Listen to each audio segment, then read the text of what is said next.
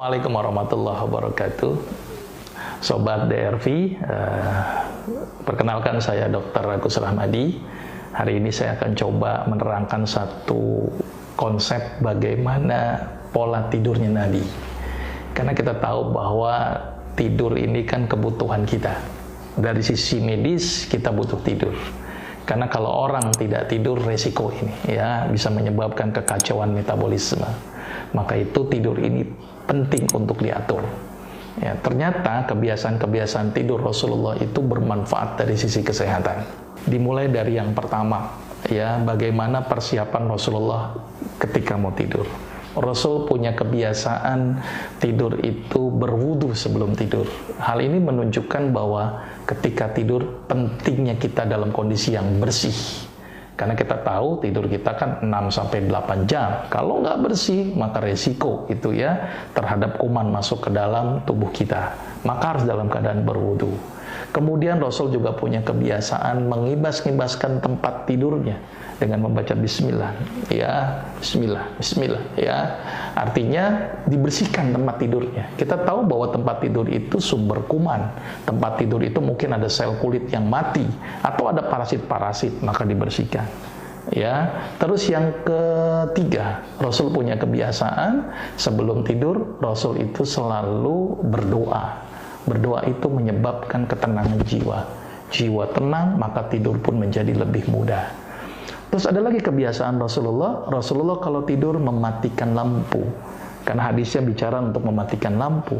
Ternyata dari sisi ilmiah mematikan lampu ini berperan penting. Karena dengan mematikan lampu ada satu hormon di dalam tubuh kita namanya melatonin. Melatonin terproduksi ketika lampu dimatikan. Maka itu disunnahkan untuk mematikan lampu atau mengganti dengan lampu yang kecil atau redup supaya terproduksinya melatonin.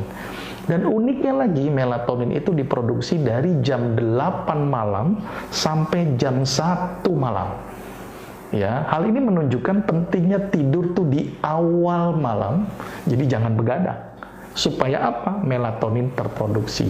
Ada hadis yang berbunyi Rasulullah itu tidak suka tidur sebelum Isya dan berbincang-bincang sesudahnya. Kalau kita mengacu ke hadis ini, berarti Rasul itu seringnya, walaupun pernah juga begadang dalam waktu-waktu tertentu atau dalam momen-momen tertentu, tapi kebiasaan secara umum Rasulullah tidur habis sholat Isya.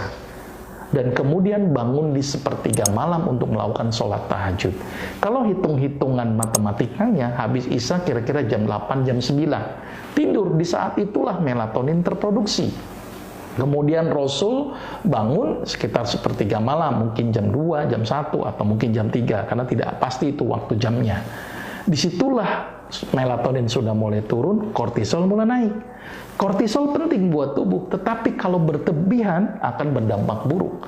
Maka itu pentingnya sholat tahajud untuk mereduksi kortisol. Kortisol butuh, tetapi harus direduksi. Maka itu pentingnya sholat tahajud. Itu dari sisi waktu. Kemudian Rasul juga punya kebiasaan tidur miring ke kanan. Ternyata tidur miring kanan luar biasa. Ya, dari banyak aspek tidur miring kanan bermanfaat. Bahkan dari aspek ekonomi aja tidur miring kanan itu bermanfaat.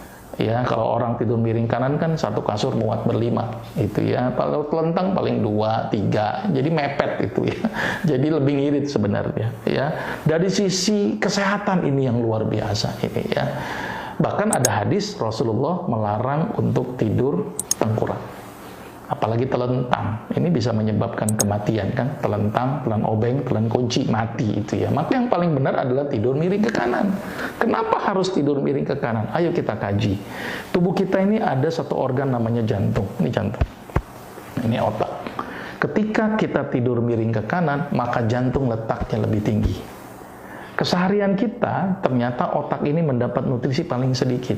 Contoh kita duduk seperti ini, maka jantung melawan gravitasi, maka nutrisi ke otak sangat sedikit. Ada dua aktivitas yang menyebabkan nutrisi otak menjadi efektif, yaitu apa? Perbanyak sujud dan tidur miring ke kanan, karena jantung letaknya lebih tinggi daripada otak. Maka itu tips untuk biar kita nggak gampang pikun, tidur miring kanan dan memperbanyak sujud. Tadi kita lihat, ketika miring ke kanan, maka jantung letaknya lebih tinggi daripada otak. Tidak hanya itu saja, ketika tidur miring kanan, jantung berkontraksi lebih optimal karena tidak ditekan oleh paru-paru kalau seandainya dia miring ke kiri. Ditambah lagi ada organ yang paling besar di dalam tubuh kita yang disebut dengan organ hati. Hati di sini, letaknya di bawah. Hati, organ hati. Makanya kalau kita bilang sakit hati itu harusnya di sini. Ya, bukan di sini ya, karena di sini. Nah, organ hati ini kalau tidur miring ke kiri, gantung dia, berat ya. Maka itu yang ideal adalah tidur miring ke kanan. Ternyata tidur miring kanan sangat luar biasa. Nah, ini kebiasaan-kebiasaan daripada Rasulullah. Dan Rasulullah tidurnya cukup. Ya, dari sisi kuantitas dan dari sisi kualitas. Mudah-mudahan kita dimudahkan untuk mengikuti bagaimana kebiasaan Rasulullah untuk tidur miring ke kanan. Assalamualaikum warahmatullahi wabarakatuh. Dapatkan informasi